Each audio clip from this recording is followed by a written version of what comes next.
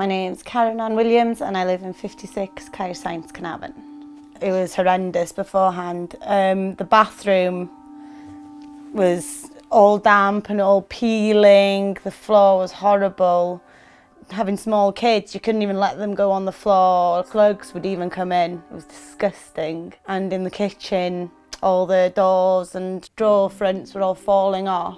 Outside, they did all the new pebble dash and windows, the roof and doors. Inside, we had a complete new bathroom, even the brickwork outside. New kitchen, decorated all of downstairs and the hall. Don't have to buy as much gas or spend as much on my utility bills because you don't need the radiators on hardly at all. The insulation's made a big difference.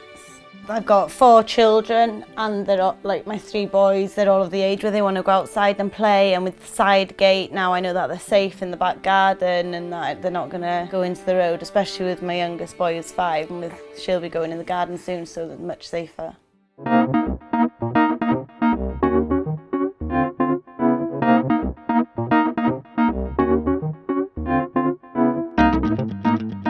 My name's Jackie Hughes and I live at 1 Cae Gwelliannau, Bangor. They pulled the first house down and rebuilt a brand new house for us. It was falling apart basically. It was a prefab house, so they were only meant to be up pre-war, went there, and only for 20 years or so. So 50 years later they were still standing. They did have problems, they were drafty.